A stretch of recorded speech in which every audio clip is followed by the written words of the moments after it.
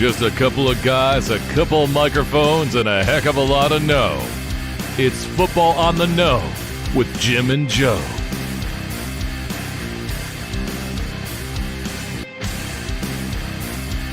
What they say, it's not the X's and the O's, it's the Jimmies and the Joes.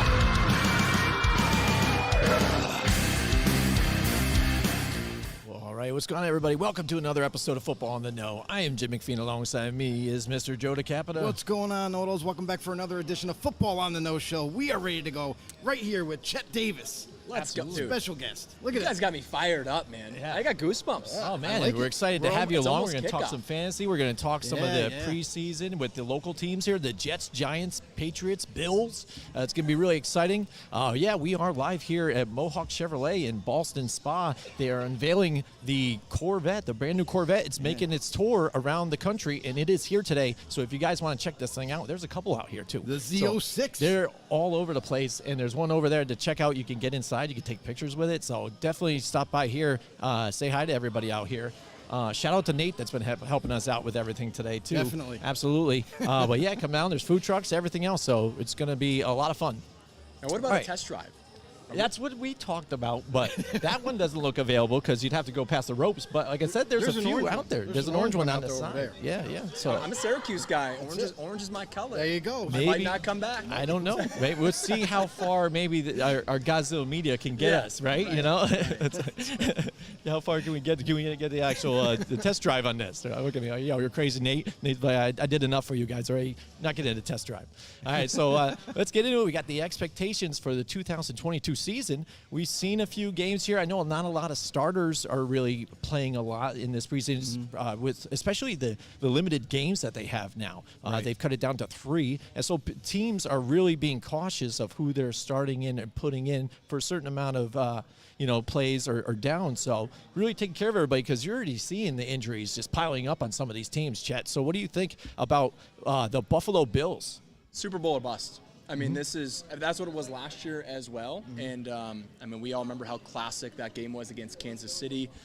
Really was a coin flip. I mean, that offense could not be stopped, and it's only gotten better, right? They go out and they get James Cook, who we'll talk about a little bit later. But that offense, it's prime. Like, this is their window. When you pay a quarterback as much as they've paid Josh Allen, it's hard to keep the core together. And they have it right now. The defense is back healthy. I think Tre'Davious White is that question mark in terms of can he come back and be the superstar that he was prior to the knee injury? Because that's the one position. Cornerback is the one position where I'm like, do they have the depth? Do they have the guys? But Von Miller being added to that defensive line, they're kind of replicating what the Rams have done on the West Coast. True. A really fun environment that veterans want to play for. If you can get those guys who want to chase a ring to come to Buffalo, maybe you can have sustained success for the next, 5 years. But this is the year to do it, to win a Super Bowl, in my opinion, for the Bills. Yeah, definitely. You also look at the guy that's kind of up and coming for the Bills. They just recently added him too, and he's going to take over that slot position there. Is Isaiah Mckenzie? Yeah. He's actually been lighting it up in practice and in the scrimmages in preseason games. And what's not to like when you have a lot of speed? Especially when you can put that speed with his ability to come in and out of breaks.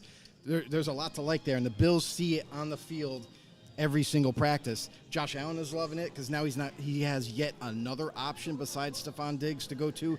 Gabriel Davis is coming into his own. Gonna be they shored up that O-line, just like you were saying, Chet, is that everything is it's almost complete. The defense is solid, it's healthy, it's back. Now, I would have to agree. It's Super Bowl or bust. The Buffalo Bills got to circle the wagons and go after it and get it all. Fun fact, I've actually played Call of Duty with Isaiah Mckenzie. There you go. Nice. Online. Nice. He's funny. He's not very good, but he's funny There on you go. Call of Duty. But I'm not very good either. So It makes up for it, right? At least he's funny, right? The other thing that I'll add for the Bills is now the Chiefs have taken a step back. Right? That's been the hurdle, is can you beat the Kansas City Chiefs? Yes, they still have Patrick Mahomes, but without Tyreek Hill, that offense won't be the same. It's the perfect opportunity for Buffalo. Yeah, absolutely. When you talk about beating the Chiefs, they had the opportunity last year. They were there in that game, and they kind of just squandered it away. They had every chance to put the foot on their throat and put them out. How many seconds was it? Yeah, Like seconds. 20, That's it. 20 And seconds? Yeah, and that's do. that's the thing about football too. It's a game of swaying points, emotions. Because we remember receiving even two in the Super Bowl with the Seattle Seahawks, when you have that big catch at the end, bobbling catch. He's on his back. You get to the goal line, and you're like, Marshawn Lynch all day. They got this. You know what I mean? And the look on Richard Sherman's face afterwards says it all. You're excited. You think you're winning, and now you're crying on the side and say, no, I can't believe this just happened. What just happened? And so this is what they've been through. Right. They've actually changed NFL overtime rules to help, with situations what had happened too, because they feel like they've been cheated just due to, not being able to score the touchdown on that first drive, you know what I mean? So looking forward with that, though, I think they look pretty good. I think they should establish the running game and not have it as much on Josh Allen again. He shouldn't be running for his life to try and make some of those plays like they did. You've got guys behind there in the backfield to help you out. And like he said with Isaiah McKenzie, it's nice to have a guy like that and develop for you, because when you got Super Bowl bust on your mind, people instantly, when they're looking at Odell Beckham Jr. out there, they're instantly like, oh, yeah, maybe he can go there. This looks nice. And, yeah, it looks nice on paper, too. Plus, you're saying you're trying to do Super Bowl or bust. Von Miller just won the Super Bowl with him. You got Odell Beckham Jr. Hey, boy, come, play with me for a little bit. Let's get it done. And but when you don't have to make a move like that, it's good, because you save yourself some cash too. Because what is it going to cost for an Odell Beckham Jr.? More than how they much of got. a discount is he going to take just to try and get that ring? And then you worry about the locker room. Like a guy like OBJ, who did do really well, did win a Super Bowl with the Rams, but you have a unit that already knows each other. And if you watch the videos from training camp, they all love each other. They have fun. It's a great group. I don't think you need OBJ to put you over the top. I think it's more of a risk than anything. But I think you bring up a great point about Josh Allen running. Yeah. Because he's an injury away. That team is an injury away from Josh Allen going down, so it's over. Yeah. And I pinpoint the red zone, because he is amazing in that part of the field with his ability to run, but the unnecessary hits. Use Devin Singletary. Use Zach Moss. Use the rookie James Cook. Let those guys go get crushed at the goal line. Don't have your franchise getting those hits every single week. So I've said that to Buffalo fans for years now. It's like, dude, I know he loves to hurdle people, and it looks cool, and he's good at it. He's successful. Yeah. But he's one hit away from having a career that turns into Big Ben, where he's limping to the finish line every year. You don't want that out of a guy like Josh Allen, who has such a talented arm. Yeah, and that's the difference is quarterback injuries are more impactful than any other injury in football, because that is the most important position of your team. That's your heart of your offense, the heart of your team, your leader. And when that position gets injured and he's gone for a significant amount of time, even a limited amount of time, say 4 weeks, that's critical to your team, the way it normally runs. So when you lose that aspect of your offense, you're dead in the water. There's no turning around after that. We've seen it time and time again. Teams like, oh, well, our quarterback's done. Oh, let's just go out and we're going to add this free agent that's been out there for numerous amount of weeks, and it's going to be okay. We're going to make it. We're just going to make him a game manager, and we're going to have to step up around him. It doesn't work. It doesn't amount to wins. Doesn't amount to getting to the Super Bowl or winning. There has been an exception though. The Eagles quarterback, former Eagles quarterback Nick Foles, and to be honest, that's an anomaly. Yes. It doesn't normally happen like that. I know people will look at it like, oh yeah, but wait, no. It doesn't normally happen. Otherwise, everybody would still be competitive when the starter goes down. So you make a great point there too. Do you guys have any concerns with Brian Daboll no longer there? That's the guy that one thing I might bring up. Yeah, groomed Josh Allen. Great relationship, and now it seems like he still has a great relationship with Ken Dorsey. That was the guy that he gave the stamp of approval to when Daboll left for the Giants, but I feel like it's not talked about a lot. No, it's not. And I know, like when we're about to cover the AFC East for our own show, is that's going to be talked about, because how can you not? Because people don't really. Some people don't pay attention to those little details that happen in the offseason where, like, for example, the Buffalo Bills. Some of their offensive coaches left to go with him too, with the Giants. So there's a huge change at the guard right there, where not only is the offense going to be different, but the offense, maybe they're being taught differently now. There's going to be a lot of nuances to that team where, they might be able to make it up for the talent that they already have, but at the same time, there are going to be differences, there are going to be changes this year. hopefully they can iron out those wrinkles, whatever they are, and we'll have a complete product on the field, so especially for Buffalo fans out there. But at the same time, same thing happened with New England. Look at New England. They lost Josh McDaniels, who has been their offensive coordinator, their offensive guru for pretty much his whole career. And the Patriots now are left empty-handed with, again, most of their offensive staff being pulled over to the Raiders, and they don't even know who their offensive coordinator is, even as of yet. We're only a couple weeks away from the regular season debut, and Bill's like, well, we'll figure it out. Is it Matt Patricia in the mix? RPI grad? And Matt Patricia has been calling the plays in a defensive guy. A defensive guy. And then they also brought Joe Judge over. Right. And he's not even, he's like the quarterback's coach or something like that. So I don't know what's happening in New England. We still got to wait to find out every ounce of detail when we get to week 1. But it's interesting to say the least. Yeah, absolutely. You talk about the Patriots. You're going to get to them in just a second. One final note for me just about the Bills. Again, expectations. So you said Super Bowl bust because now you also brought up the fact that it looks like Kansas City has got to be weakened right now. A lot of people still believe in Andy Reid and Patrick Mahomes, and they didn't really lose a beat. That still they have all this other talent around them, despite losing a Tyreek Hill. But you got to look at on the defensive side too, and missing Tyrann Mathieu, things like that. What a leader he was on defense, and that defense wasn't exactly known as a lockdown tough defense too either. They had holes. Right. And their offense, if they didn't produce, you saw there was tough times. If they weren't able to outscore you, they were done. So this is the time. Bill's got to get it done. The expectations are there. But you bring up the Patriots now, Joe. Again, expectations of the Patriots, I don't know if you have high expectations for these guys, again, because you hear the different questions that's going on. We're going to use two defensive coordinators even, too. There's not even going to be a set defensive coordinator. They're doing the whole, which you're kind of seeing that as a trend throughout the NFL this year. There's multiple teams that are going with a dual defensive coordinator type of role. The Tampa Bay Buccaneers are doing the same exact thing under Todd Bowles. But looking at the Patriots, a lot of questions because, again, you don't have that solid guy of Tom Brady there anymore. Mac Jones looked pretty good, but, again, where's the weapons? What weapons does he have besides some good tight ends and things? So what's the direction that you think people can expect the Patriots to go into, Chet? I think they're a 500 football team. Bill Belichick, that factor, he's going to coach them up. They're going to play sound football, but I do think there are limitations. You bring up the weapons, very average. Kendrick Bourne, nah. Yeah. Myers, nah. Yeah. Nelson Aguilar. What am I missing? If I'm not mistaken, I saw Mac Jones was ranked as like the 85th best player in the NFL. Right. Yeah. What are we doing? Yeah. What are we doing? What he's a happens fine young player. Right. But that's it. Like, what did he show you? They're like, yep, superstar. No. He was just like a rookie who was learning. So, I think he still has some big strides to make. And so, they're going to win some games. They'll beat the bad teams, but I don't see them contending with the upper echelon of the AFC, which is extremely deep. We're focusing on the AFC East, but across the board, there are some scary teams out there that the Patriots are going to struggle against. Absolutely. And that's the other thing, too, is like offensive line has changed. I mean, they traded away Shaq Mason to Tampa to pair up with his buddy Tom Brady. And, so there's some changes going on in the front office. There's some changes on the head coaching, area. And you look at the players and how much different that team has become over just one offseason.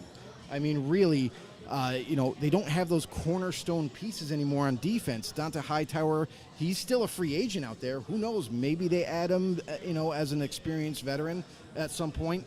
But they really do like their young youth that's coming up in the ranks on the defensive side of the ball. They're going to give them a shot and see if they can do the job. So there's going to be some learning curve there for that defense, and however they can execute. Beyond that, offensively, I feel like Mac Jones may regress, not essentially because of his talent, but because of the dramatic changes in the coaching staff, the changes in the play calling that's going to take place, and personnel. I mean, that offensive line isn't the same, like I mentioned, and it's like it seems like more than ever the Patriots offense is going to have to lean heavily on the run game to kind of free up Mac Jones and to take some of that pressure off of him. But all in all, when it's all said and done, the Patriots are not in a good shape to go ahead and try to even compete in this division. So most likely, they might be dead last at the end of the season. Yeah, and we kind of had these questions last year a little bit with them, even though they still had a Josh McDaniels. They even had, a few more weapons, even if you want to say that for them. And they actually kind of overperformed to what I thought they might. I thought they might be trending into, not making the playoffs and stuff last year, but they actually did a little better than I expected. But now it seems losing Josh McDaniels, that's got to be a big blow for them again, especially with maybe the development of Mac Jones too as well. You think of what kind of offensive coordinator like him tied to your quarterback can do for you, that relationship, and now you've got RPI grad there, Matt Patricia, and then you've got Joe Judge, who couldn't get, Daniel Jones, into any shape. So now you got these guys, you're listening to them to try, what should I do now? Like, really? And so the questions with the staff, like you said, and with the other teams in the AFC, I feel bad. You look at the NFC last year, you looked at the records, they were getting pounded by AFC teams. So their records were poor when it came to the two conferences facing each other. That just shows you how much of a powerhouse the AFC is compared to the NFC. And now you even have Russell Wilson joining the AFC as well. On top of that, and even that AFC West.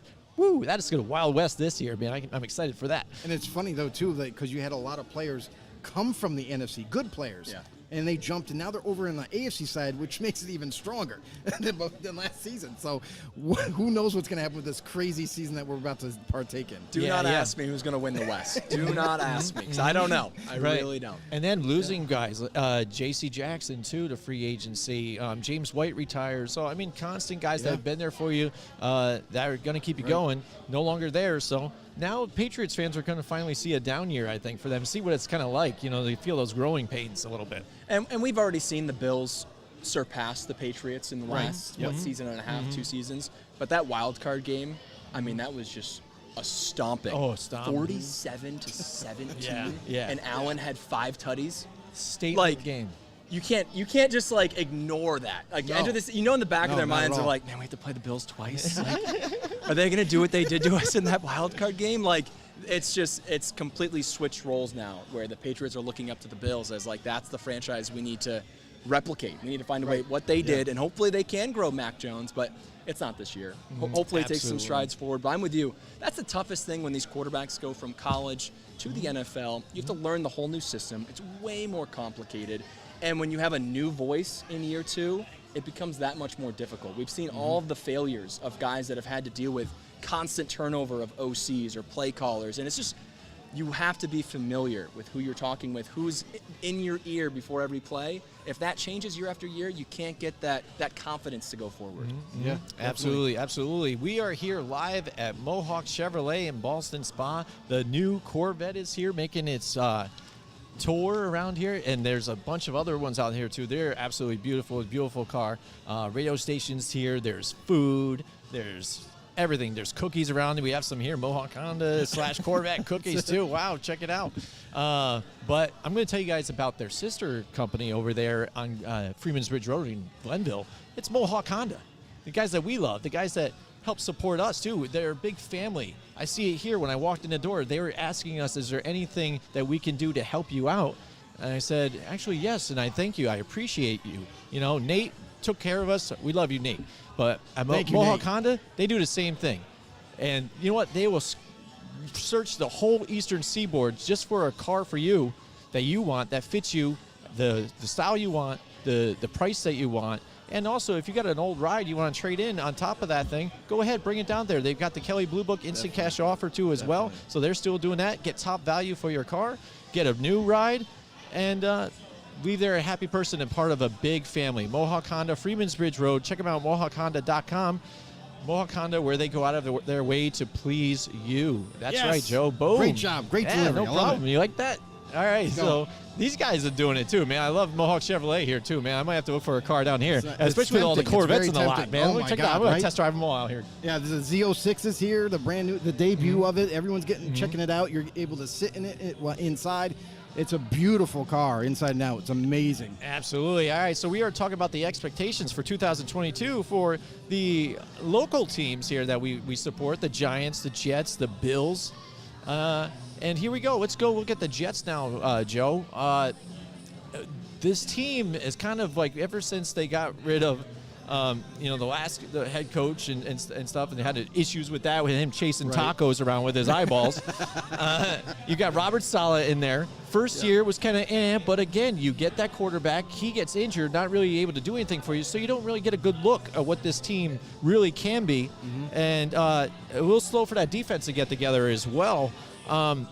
Now you're hearing that, again, with Zach Wilson gets injured in the preseason, when can he come back? You got Joe Flacco, the veteran there, to fill in until he gets back. But what's the real expectations for these Jets now? If anybody can stay healthy here. I mean, that's the thing is, like, the last couple of off seasons, they've been working and rebuilding. You know, they've made great strides in terms of adding premier talent with all the draft picks, especially this past draft. And if they all pan out, Joe Douglas has kind of saved his job. I mean, to be honest, we've been on Joe Douglas, the GM for the Jets, for quite some time. When is he going to get fired? Because it seems like anything he does, it doesn't work out. And on top of that, before 2 drafts ago, he was trading every first-round pick he selected away. So it's like, it makes you wonder, like, can he build a team? Can he make the right decisions? Well, now, so far, the future does look bright, but we got to temper expectations because there's a lot of changes with rebuilding. And so far, it looks like the talent-wise, he's added the right talent. It's all a matter of how fast they can develop and become those players that they see them to be. The one big blow that I'll say for the Jets this year already has taken place is Mekhi Becton once again not staying healthy. This has got to be a bigger concern for the Jets organization going forward, because if this man who you used a high pick on to sustain that tackle position for you is not able to stay on the football field, you got to look for the next guy. And so far, he's been letting the Jets down the last couple of years. So for the Jets, yes, they're still rebuilding. Robert Saleh is still on track to rebuilding this roster and getting it to its winning ways once again. However, it's going to take a lot more time than people expect, because with these setbacks, with injuries like Mekhi Becton, and now maybe possibly going to have to look for another tackle in the future draft or even in free agency or what have you, they just signed Dwayne Brown. And Dwayne Brown, okay, yeah, it's a good veteran signing. It's going to fill a need, and it's an upgrade, right? That's what we're expecting. But again, the team itself is not complete yet. And the defensive side is more so than anything. It's just not ready to perform under Robert Saleh's tutelage. So until they finish building that defense, the offense looks closer. I mean, they got to retool that offensive line a little bit more. They have weapons. They like their youth that they have. They're still trying to develop them. And Zach Wilson, he's going to be out for 2 to 4 weeks, which is probably like a godsend for the Jets at this point, because if he was to go down and be out for the season yet again, we're going to be waiting a whole other season for the Jets to kind of respawn next year in hopes that he can not only come back from his injury, but also come back and build the team even further. So I like a lot of the draft picks that they've made. I like a lot of the signings that they've done, but they're just not there yet. It's that simple. Like, until it all comes together for them, they're close. They're getting closer. It's just, this is also not going to be the year just yet for them. At the end of last year, what would have been more surprising to hear? Heading into week 1 that Joe Flacco will be starting, or possibly Geno Smith? Which one would be tougher? We'd be like, wait, what? What happened? Wait, what's going How? on? Yeah. Who? Yeah. Flacco, we'll see what he can do for maybe a couple He's weeks. looked good, too, in It's camp, wild. So. Yeah, it's just like, it feels like he's been gone forever, but it really hasn't been that long. Right. And the Right. receivers True. have been super complimentary, and, like, of course they're going to be nice to the veteran and Absolutely. say, yeah, that was a great Absolutely. ball, yada, yada, yada. But I'm with you. I love the weapons. And it actually coming into this season, they were my dark horse pick. I thought they were going to make the biggest jump from last year to this year. Yeah. I love their draft picks. Sauce Gardner, so far, looks like a hit. His Yeah. videos have been great very nice. in training camp and his preseason. But yeah, it really does come down to the quarterback position for me. Yes, he needs a little bit more help on the offensive line, but what worries me about the Wilson injury is he was already struggling in training camp.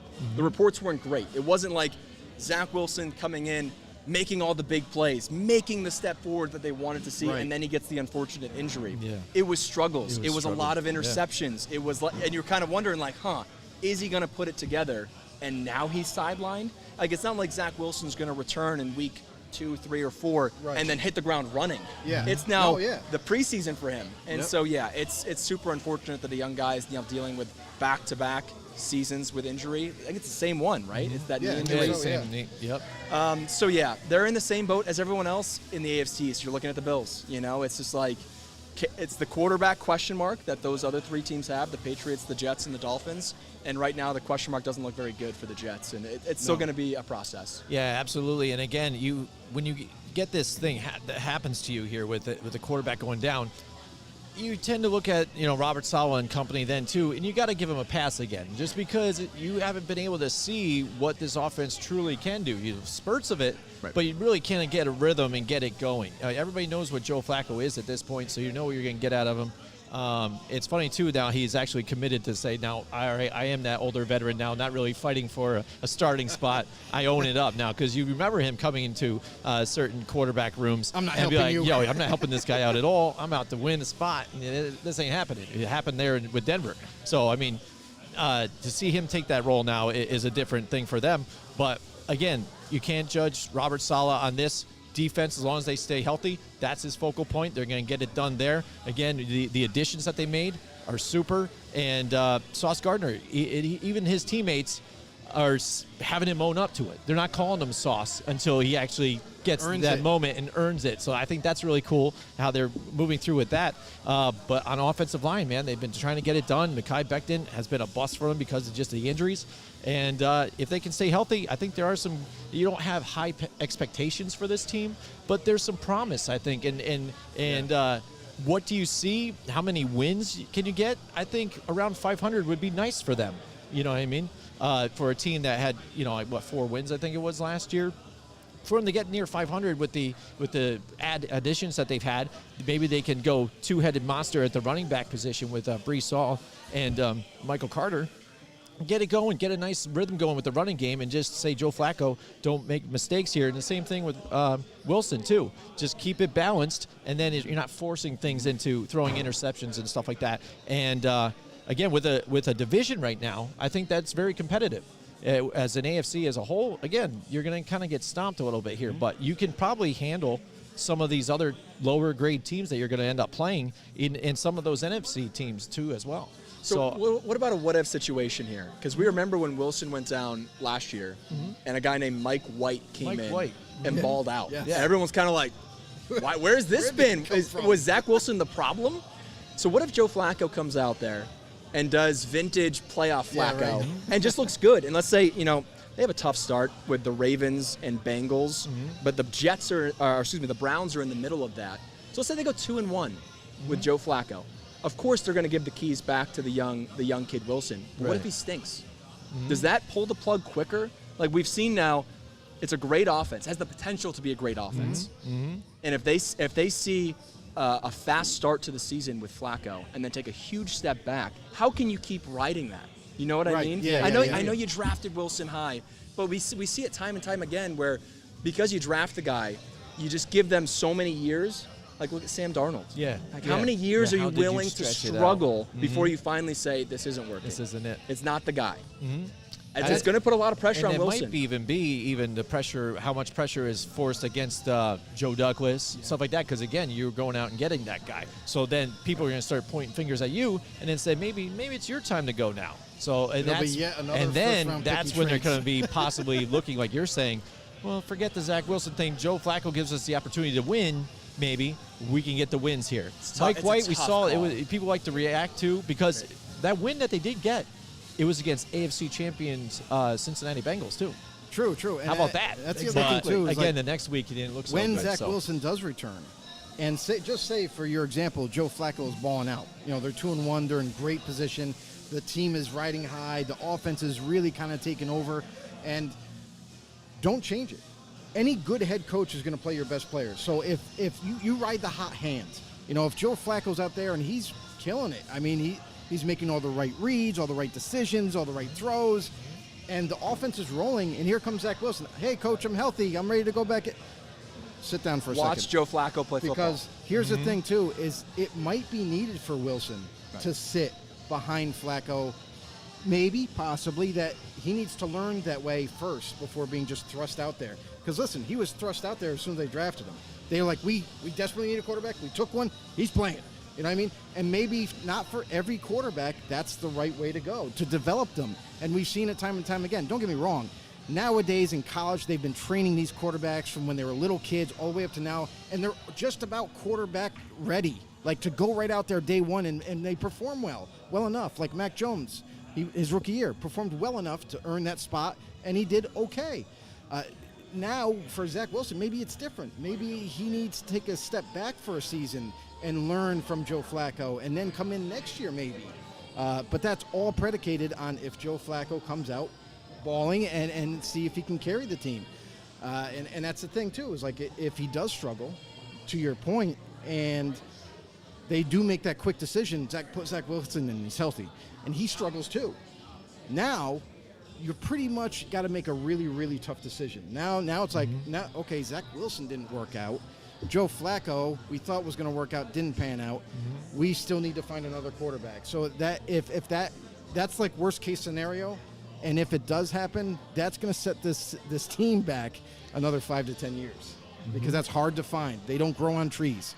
So that's going to be an interesting thing to evaluate and watch over.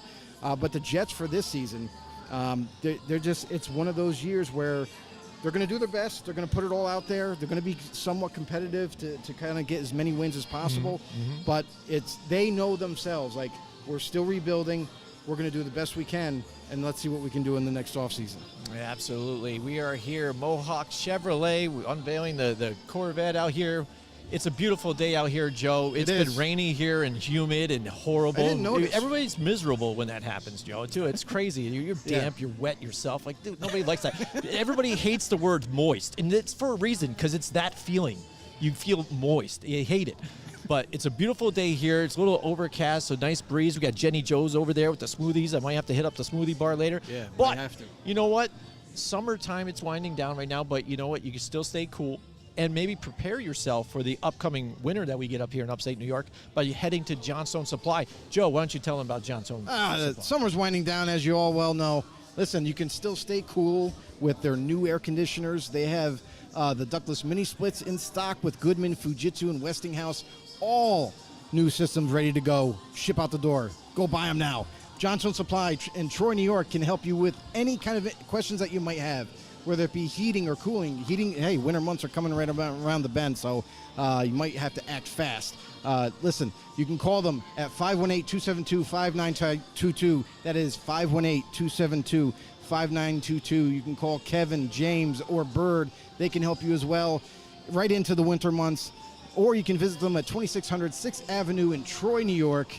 Get your new ACs today before they run out. Boom, there you go. I tell you, I'm looking at houses now, searching through, and they have photos of the house all over, and I'm seeing some of these Goodman furnaces and Fujitsu mini splits out there. So now, even after talking about them, I actually know what they look like. And some of these people maybe they're smart and they're going down there. I like to think so.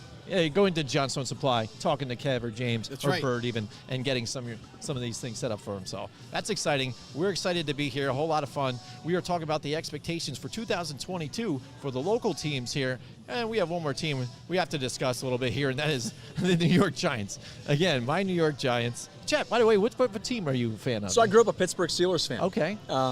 It was one of those things my dad said, all right, son, it's time to pick. And I think he gave me a couple weeks to watch. But back then, growing up, as you guys know, it was whoever was on. You know, this is pre-Red Zone pass. So whoever was on TV.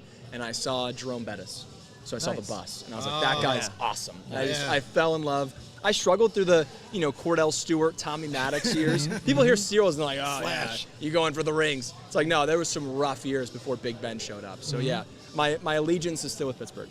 Nice. That's awesome. My dad was a Pittsburgh Steelers fan, tried to make me one, too. I had a Franco Harris jersey when I was younger and stuff, rocking that. But, again, I think it's when you're growing up, too, who you see things, instances that happen too as well. Because I started watching football at a young age in the 80s, and that's when the New York Giants with Bill Parcells were doing well, and a New York team, red, white, and blue, made it easy for me. I'm like, man, I really like this team, LT. So such stacked teams back then, and what a pedigree. And I became a New York Giants fan ever since.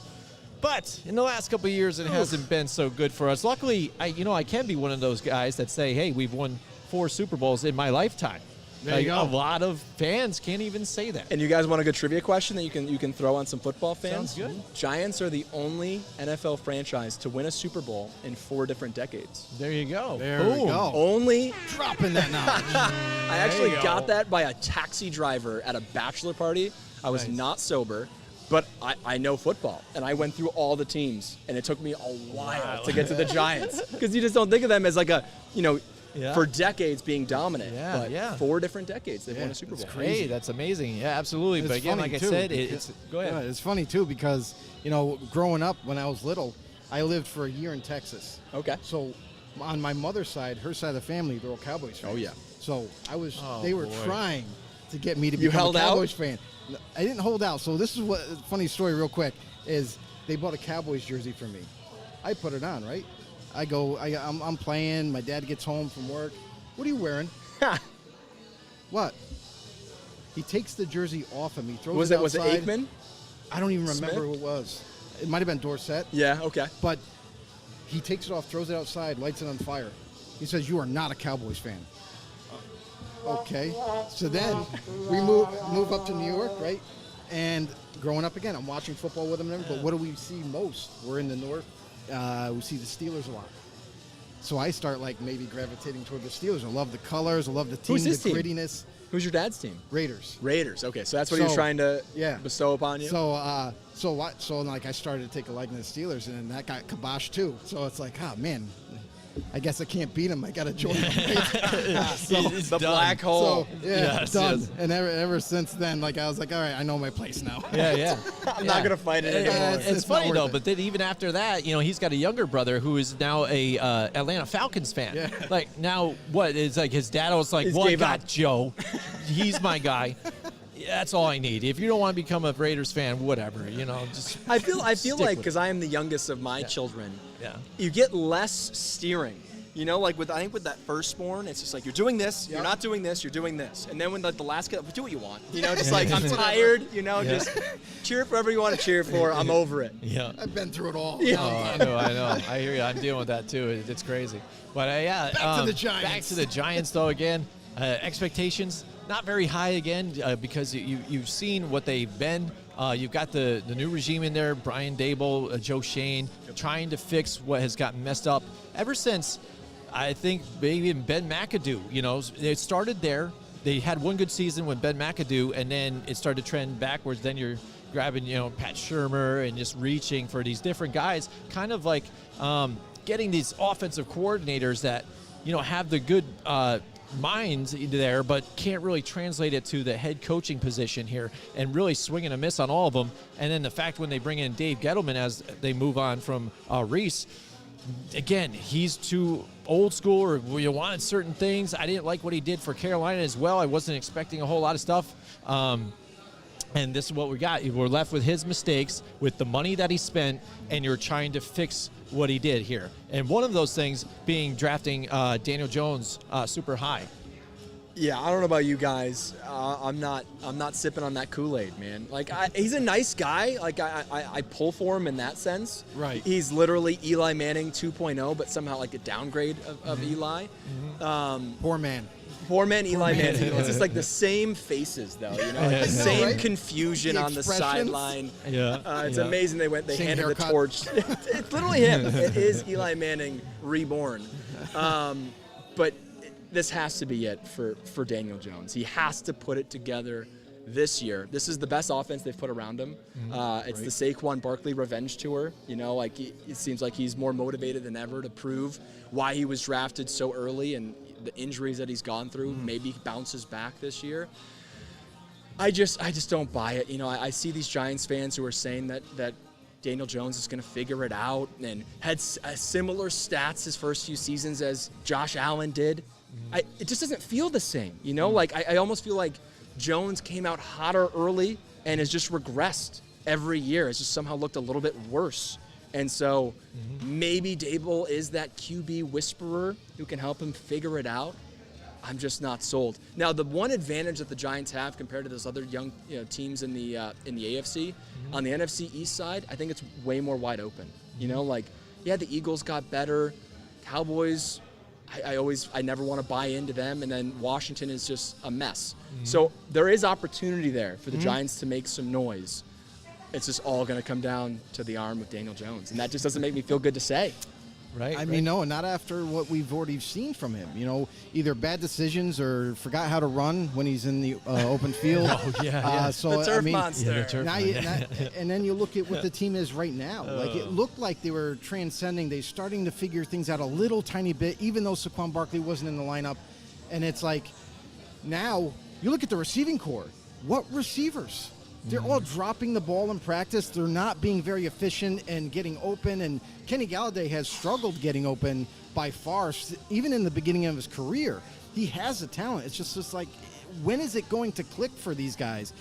Sterling Shepard, always often injured. But when he's healthy, he's one of the most, go-to receivers, in the NFC. Like, he's got great hands. He gets open. But that's the problem, is that he has a hard time staying healthy. And then you look at the offensive line. It's been needed to be rebuilt, and it looks like maybe they've added a couple pieces that are going to be, staples of that offensive line, but they still need more help there. And defensively, now that Patrick Graham's no longer there. He's gone. Yep. So new scheme, altogether, offensively and defensively, a lot of changes happening, and personnel changes to the point where usually when you have so many changes on your team as a whole, coaching and players, it doesn't usually amount to success. And you could see the Giants as being that type. It's a rebuild year. I'm sorry to say, but they have talent, but it's just now it's going to be all changing again. And with Daniel Jones, I think everybody already has their answer on him. We've seen him out there a couple of seasons and he hasn't really shown us any promise. And now that you're going in, listen, they got Tyrod Taylor there as a backup, as insurance. Tyrod Taylor's looked fairly good in training camp, in the preseason games. And it's not crazy to say. We've talked it a little bit about on our show that, it could lead up to Daniel Jones loses his job week one. It's not unfathomable to believe in that. Who's the backup for the Giants? Tyrod Taylor. Tyrod Taylor. Yep. Tyrod or Tyrod? I think it's Tyrod now. Tyrod? Yeah, because I think everybody's been saying it so wrong, and then he finally voiced out. He's like, listen, it's not my name. Yeah, year 8. It's He's by too the way, late. you've been saying it wrong. It's too late. I'm with you, man. I'm calling you You Tyrod. had your chance. You had your chance to correct everybody. Yeah, Just yeah. like Travis Kelce. Blame your Everyone says parents, Travis buddy. Kelce. No, whatever. Actually, it's Travis Kels. No, Yeah. it's not. Yeah. Yes. No, it's not. He was on a podcast and said that, he goes, wait, hold on a second. He goes, Travis Kelce is not my real name. And the guy's like, wait, what? He goes, everybody knows you as Travis Kelce. He goes, yeah, actually, my father, the real pronunciation is Travis Kels. And he goes, and they go, why haven't you corrected anybody in your whole entire career? He's like, well, to be honest, because it really doesn't bother me that much. He goes, it bothers my dad a lot, but not really me, so I just let it ride.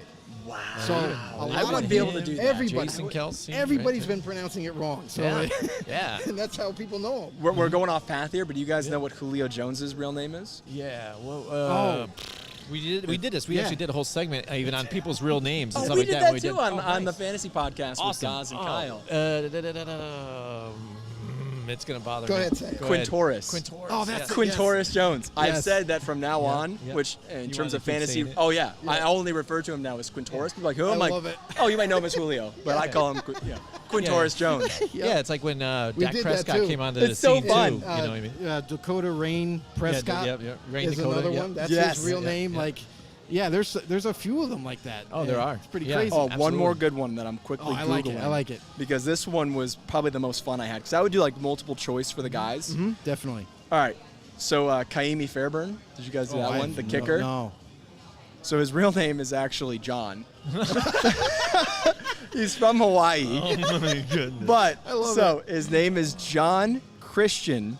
Oh, and wow. this is gonna get butchered. Okay. But it's Kaimi Ala Oka Maka Ika Uka Umpa Aa Fairburn. I say you did a really good job of that. Look at his name right there. Wow. Isn't there it's like a song sentence. by Do you have to put a period at the end of that? Yeah. It's like literally the alphabet. Yeah. But I love that his first name is just John. It's just John, but not even to roll with that. How about that? That's my favorite one. Yeah, As we completely fall down a Yeah, rabbit hole. that's There fine. we go. But hey, again, everybody's learning a lot. This is why we call everybody know-it-alls in here. So I mean, that's what it is. Know-it-all. You're learning stuff here. We're learning stuff from them out there too as well. So that's awesome. Yeah, absolutely. But just to get back to the Giants again, not only is it just a Daniel Jones thing, but injuries. It plagues them Thibodeau. constantly. You're hearing it again with a ton of them.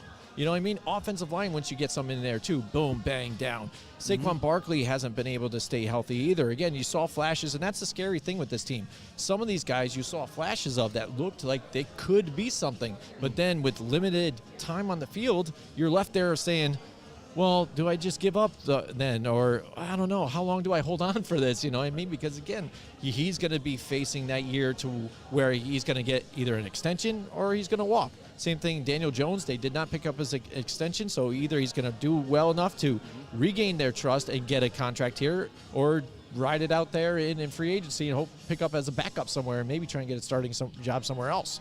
So that's where we are. And this defense they're getting better. Again, they looked really good under Patrick Graham. You got Wink Martindale there now, and they're blitzing now more Very than ever. aggressive But the play thing with caller. the secondary, with the blitzing now, that pass rush has never really been there. So you're hoping that with Kayvon Thibodeau, that could work. But if he's banged up too, and you still can't get that pressure, I mean, you were relying on Leonard Williams to get you there.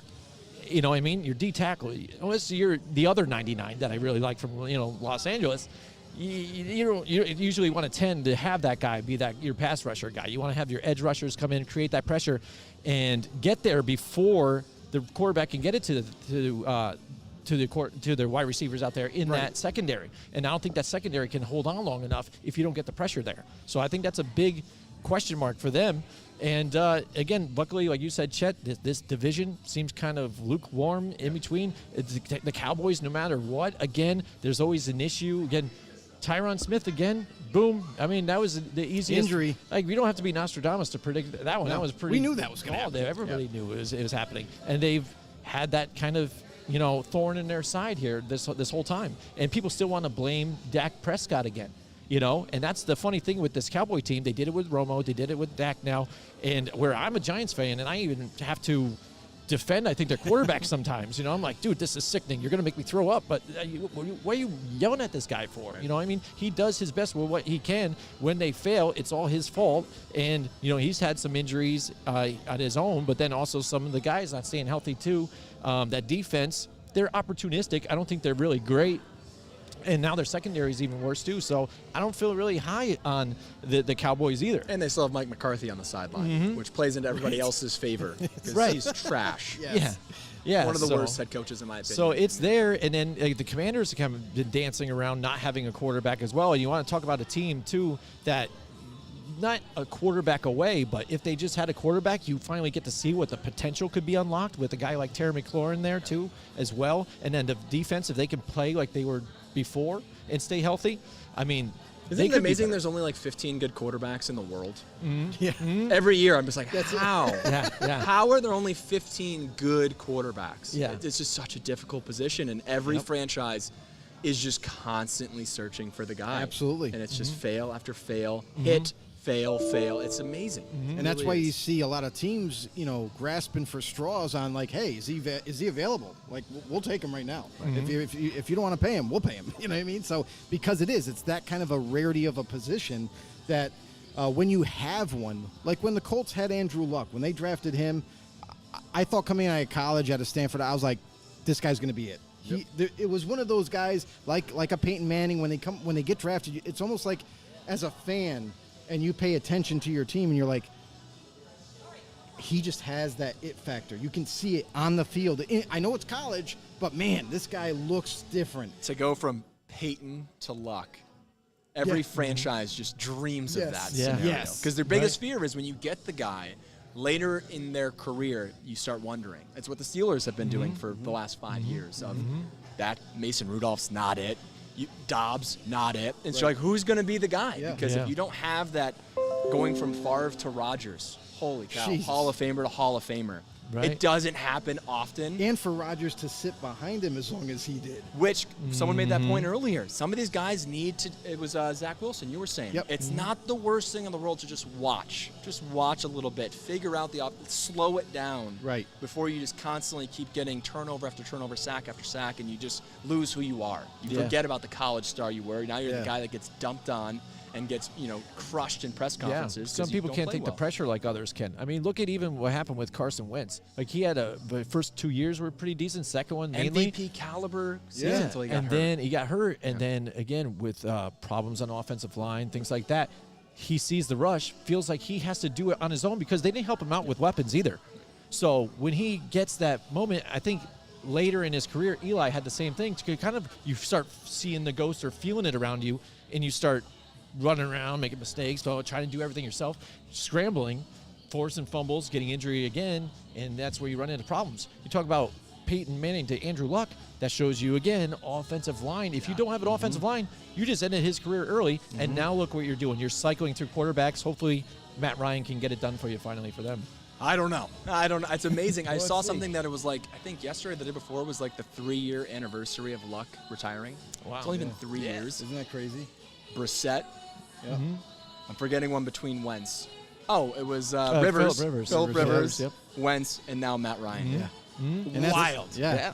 Absolutely. And to Jimmy's point, your offensive line, not a lot of people give enough teams credit or that position credit, because if you don't have that, your running backs are going to have a short life, and your quarterbacks are going to have a short life. I think that's key to Tom Brady's success. That's too, the biggest problem for the Cowboys, like you mentioned before. Tyron Smith gets injured yet again.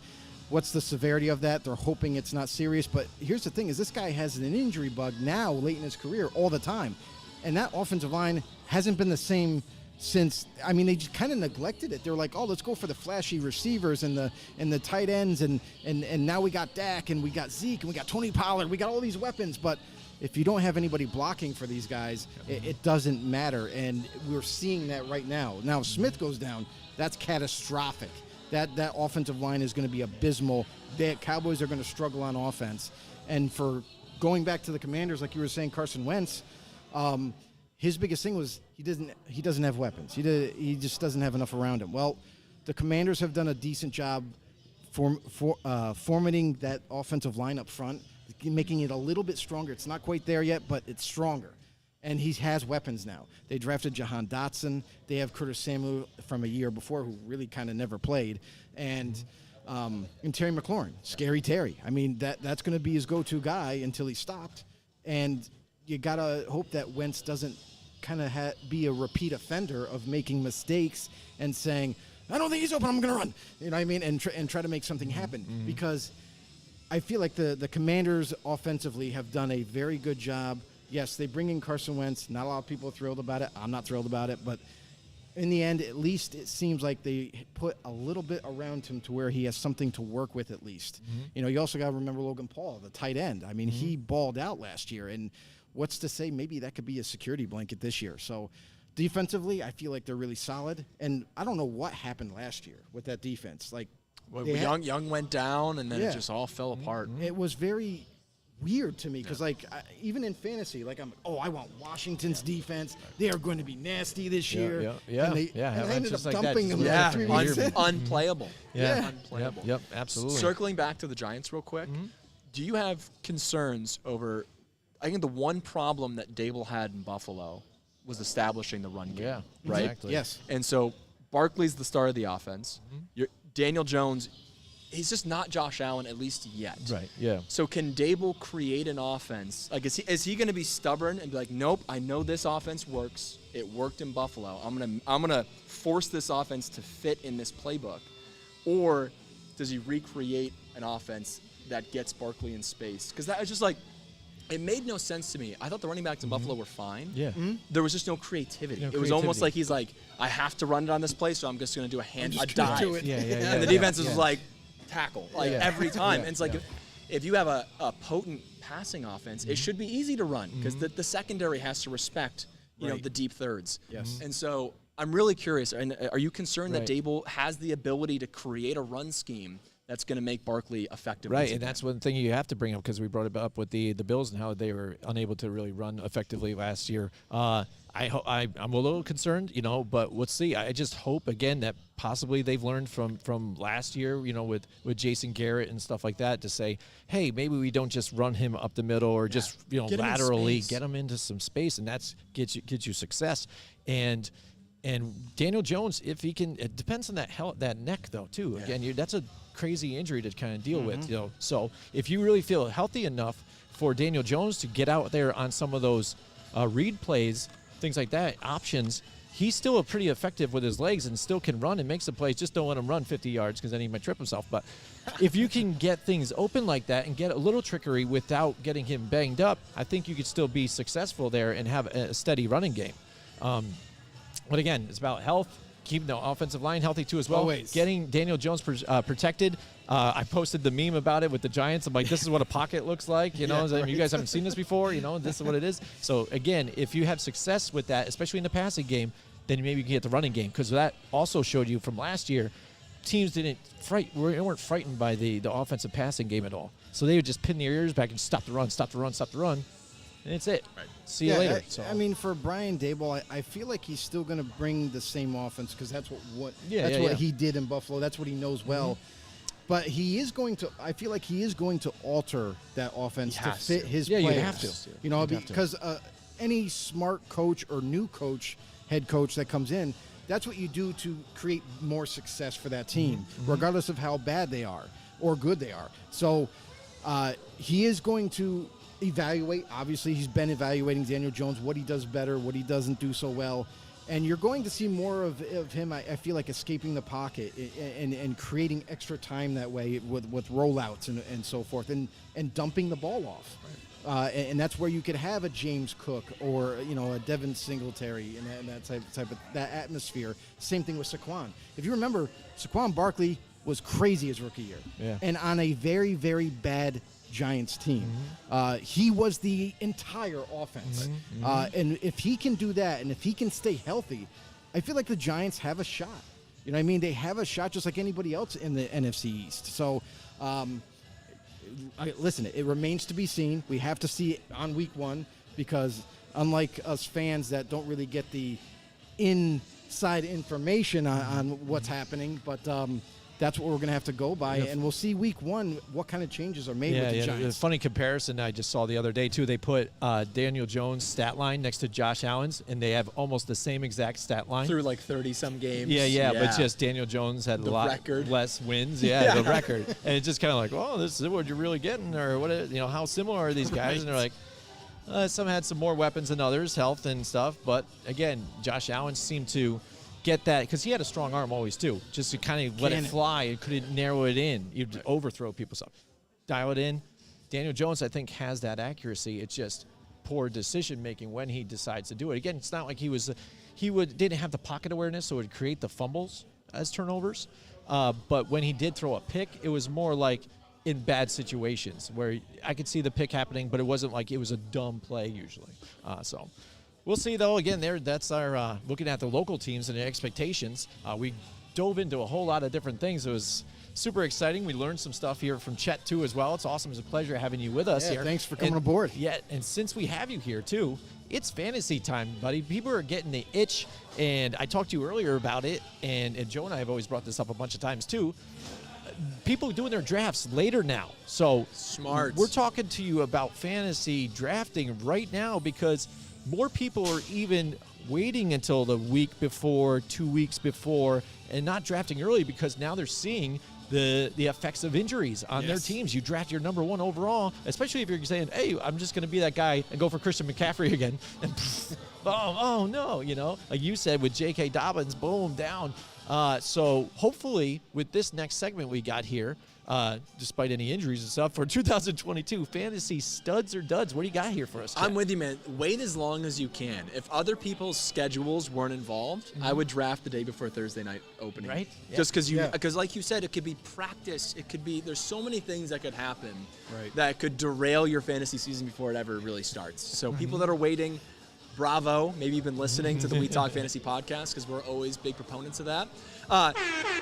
when I was creating some of my studs and duds for the upcoming season, I didn't really think that I'm playing against these guys in the Godzilla Media League. So like, do I want to lay down my whole hand? Like, if it happens that because our draft I believe is like in a week, maybe exactly a week. I think it's next Wednesday or Thursday. If you guys steal one of my picks, I will know, I will call you up. Hunt you. It's not stealing it when you draft them. All right, so I'm just going to go through, I'll start with some of the studs, guys that I'm really focusing on, might even be willing to reach on. I think their ADP is a little too low. Okay. I'm big fan of Rashad Bateman, Baltimore wide receiver.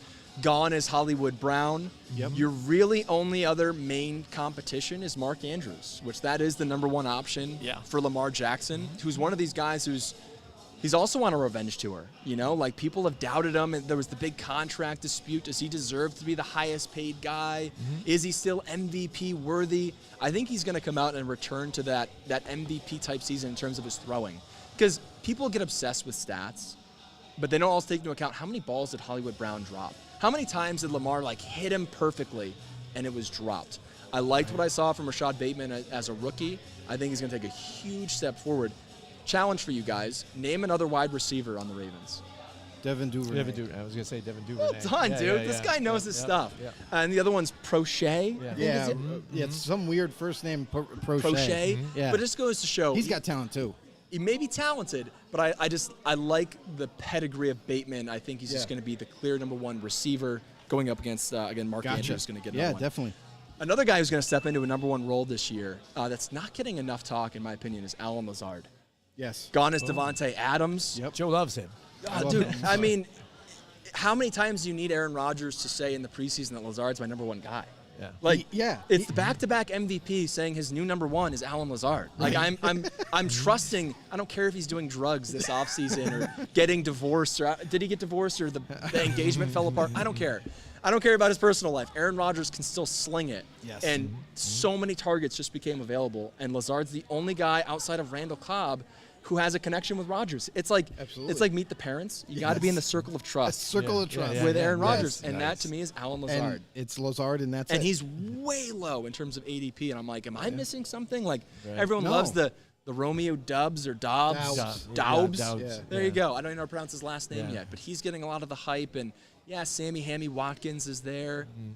I'm not worried about that for competition. Right. I mean, so the other thing too is I feel like people are kind of a little lower on Allen Lazard because the receiving core has been under attack by not only just Rodgers, but even Randall Cobb has kind of expressed how disappointed he is in the younger receivers and how they're not stepping up or they're dropping footballs. They're not running the right routes. Sometimes they're just running terrible routes. And Rodgers isn't going to stand for that. Oh, absolutely. You make that not. mistake in a game, Absolutely you're done. Not. You're done. Yeah, definitely. And that's the thing too is these young guys, Christian, is it Watkins? Watkins. Yeah, who Christian got injured. Watkins, he has talent that could be off the charts, but at the same time, he's coming from a school that normally didn't throw the football. So Romeo Doubs is like you said, he's kind of like the hot new girl in the school. You know what I mean? Everyone wants a piece of Romeo Doubs. But again, temper your expectations with the young guys. Usually receivers, when they come in, they don't really do a whole lot. They don't change your game over to where they're automatically playmakers. It takes some learning curve for them. So Allen Lazard, I'm with you 110%. I love that dude. I've loved him since Adams has left. I'm like, dude, he's clear-cut number one. Not only does he have the trust of Rodgers, but also he's balling out in practice in preseason games. And what's not to think that that's going to transfer over into the regular season. And we've seen in the games where Devontae's not there, he has the ability to ball out. Yes. He has had some big games in his career. So I love Allen Lazard. Absolutely. He's going to be there late in your draft. Definitely. There's a lot of deep receivers that I'm really excited about this year. But instead of focusing on all receivers, I'll give you one running back. We've already mentioned his name. I like James Cook. James Cook. It's not just because his last name is Cook and he is the brother of the related, guy up there yeah. in Minnesota, Dalvin. But for a team that is already in that Super Bowl or bust conversation, if they're spending a second-round talent on a guy to play running back, he's gonna be on the field. Because why would you do that? Right. If you're one step away from the Super Bowl, one coin flip away from possibly being in a Super Bowl, what's the piece that's going to get you over the top? And they decided to draft James Cook. I know people wanted Breece Hall in Buffalo. They got James Cook, who has the pass catching ability. If they're not going to be this team that's just going to, and I don't expect them to be a team that's going to run it way more than they did last year. Right, right. But if James Cook's going to be the receiving threat and be on the field, it's not going to happen right away. So my advice to you is if you want to get James Cook, you're not starting in week 1. You're going to want to see it for at least a month.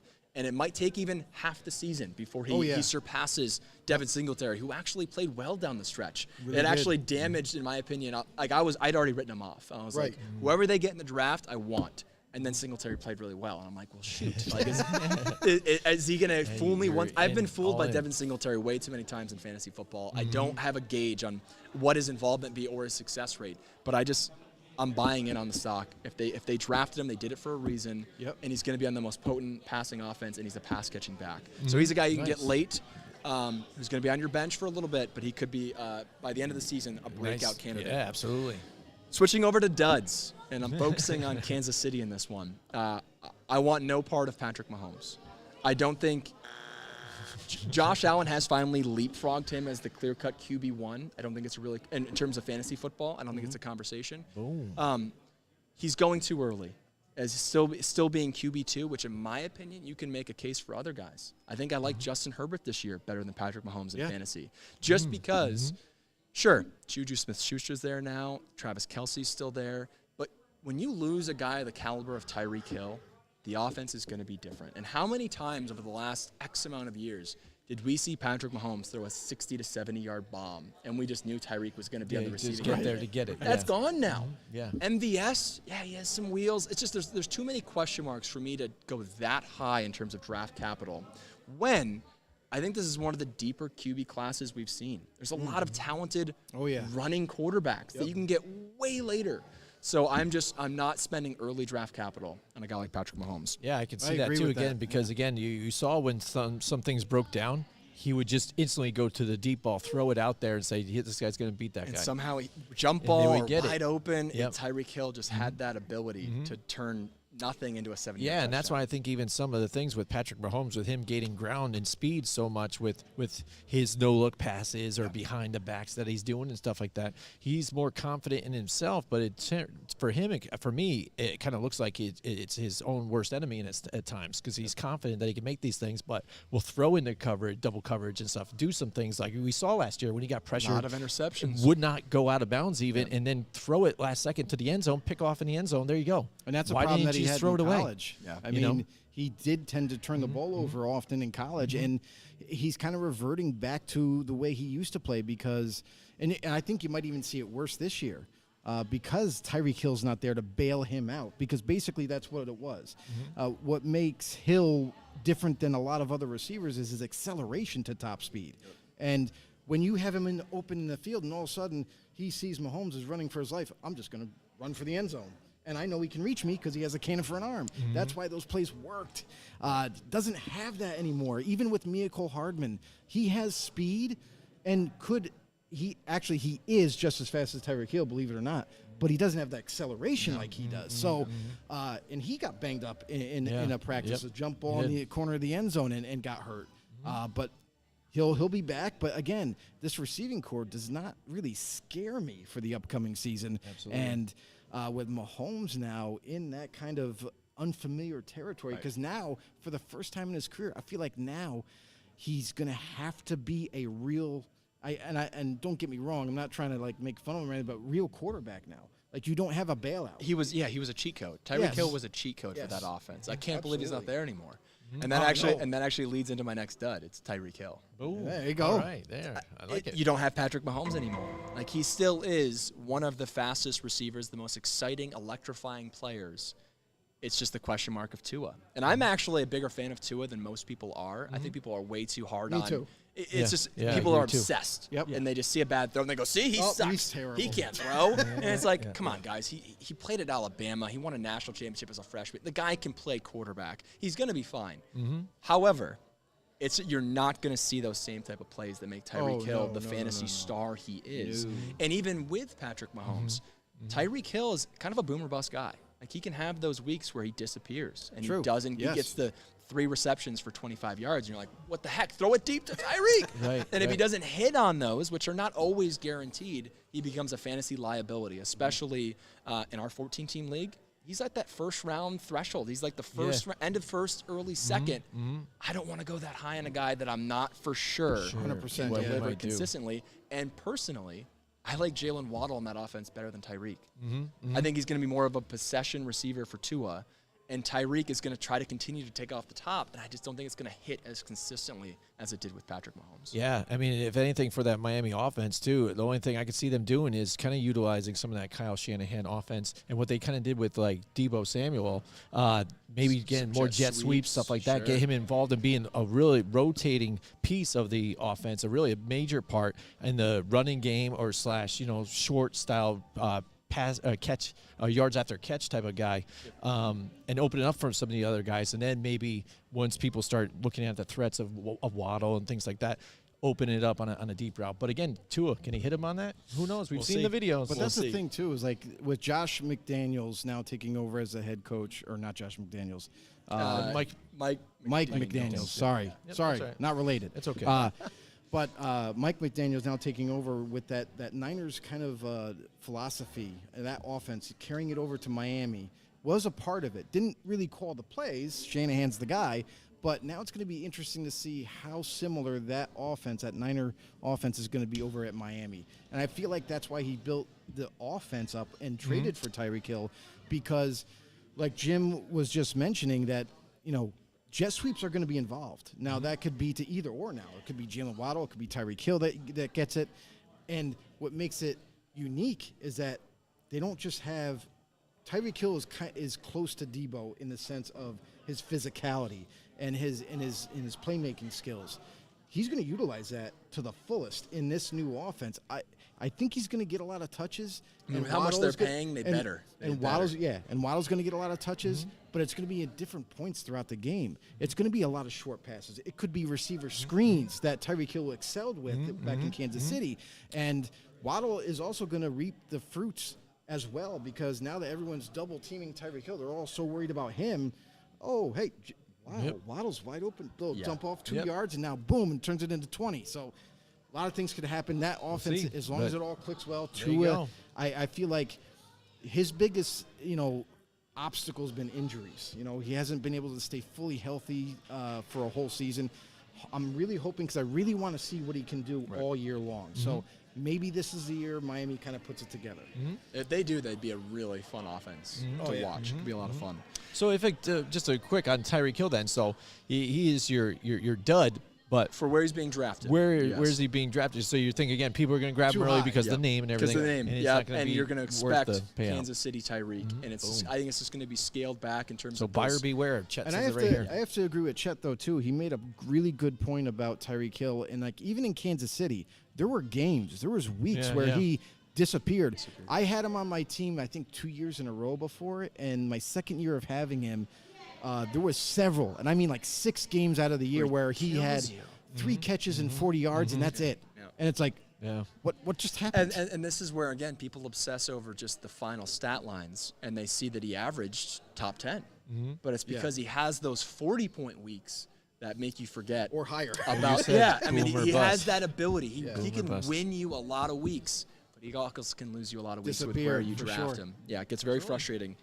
Last one for me, I'm going to stick with another wide receiver who easily could have been on the other side of the list a couple weeks ago. Michael Thomas. Hamstring injury. Yep. The guy hasn't played football. It's been like, what, 2.5 years since he's played? And I was shocked when I found out he's 29. Yeah, right? I feel like Mike Thomas.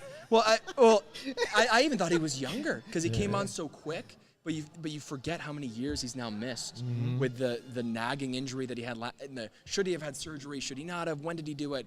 He finally was supposed to be back healthy this camp, and now you're going into week 1 with a soft tissue injury. Yeah. That's not what I wanted to hear, And Drew Brees isn't the quarterback anymore. It's Jameis Winston. It's not going to be the same type of Mike Thomas we saw when he was the All-Pro guy who was unanimous #1 receiver for a short stint. Oh yeah, right. I tend to stay away, maybe even too much, from guys that have the preseason nagging injuries. Like if I can't trust you week 1, when can I trust you? When can I trust you? You can lose fantasy football in the first month.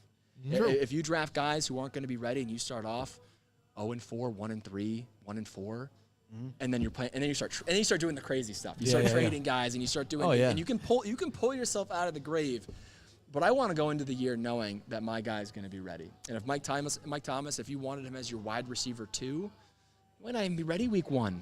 And then we've all seen how hamstrings week after week, Right. Sterling Shepard. How many times have we seen him step on the field, play one series, and then limps off? And now you're getting a goose egg from a guy who can't run a route. Yep. That he was set to start the game, not in there for most of it. It's just been too much.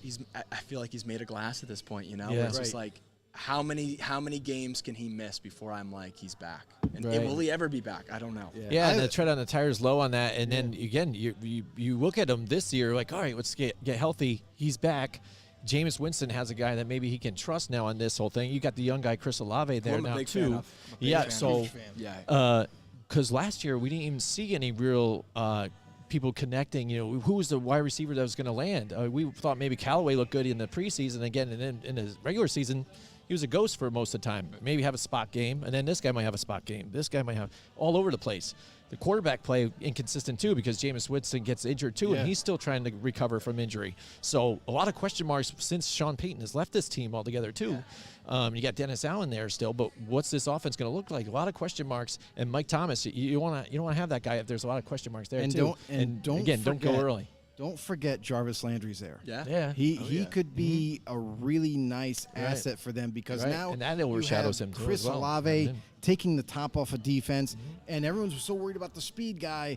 And then Michael Thomas, when he does come back and he is fully healthy, like, okay, they're going to gravitate to him naturally because of what of an impact player he is. Right. But now Jarvis Landry, who still can get it done, going to catch back in his hometown too. I mean, back in the boot. He could be something special. And there's 2 guys that are back in their hometown.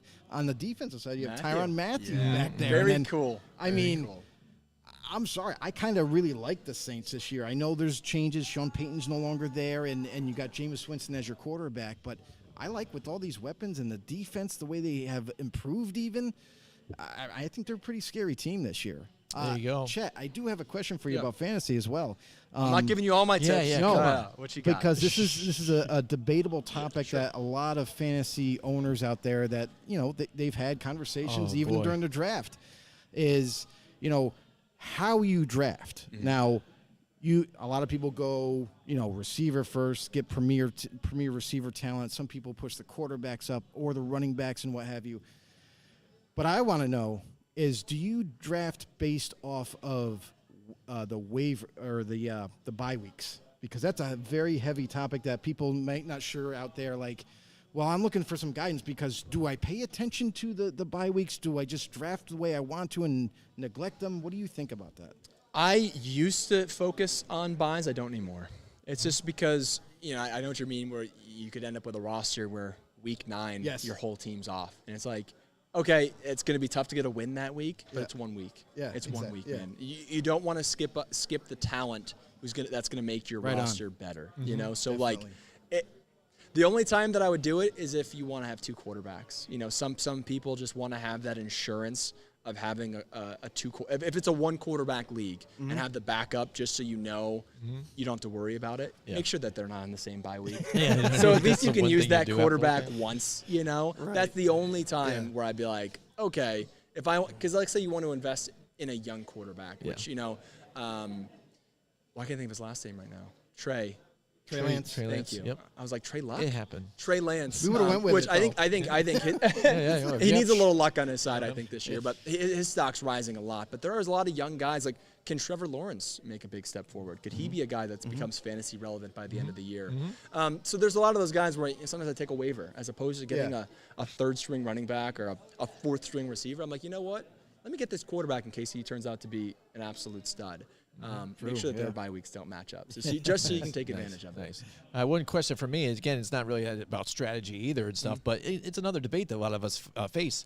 Online or in person? What kind of guy are you? In person's the best. I don't think you can replicate. It's just more exciting. It's fun. You get the guys together. You probably consume too many adult beverages. You get to trash talk a little bit easier as opposed to just being locked on your computer, usually by yourself. That's just not as fun. And we were talking about it before the show. I don't like how people can just Everyone prints out their cheat sheets, I guess. But when the computer just kind of automatically tells you the best available option, it allows people who didn't do their homework to still get a good team. As opposed to, you know, I have my guys written down on my paper. I did the work. Yeah, I did the work. Yeah. And then you just happened to, the computer told you he was a good player. Yeah, and that's the thing about even in person, too. It kind of simulates that atmosphere of the war room / even the area when everybody's pulling their draft. You go up to the board. This is who I want, and they want the reaction. And I think you were saying, too, it helps you visualize. You can see how other teams are doing, because that is a huge part of when you're looking at it. If you're, you know, at the end of a draft, let's say in a 14-team league, you're pick 13 or 14, that pick that's ahead of you, you know, that it's only like three picks away, you can do some math of like, all right, this guy already, those guys have tight ends, I can wait on tight end. Any one of these 5, I may still get that I like. This guy already drafted his quarterback, I can take somebody else right now, and my quarterback will still be there. You can start doing that tinkering that's a little bit easier. Now, you can still do it on a computer. It takes a few more clicks and mouses, and you start trying to remember who's who.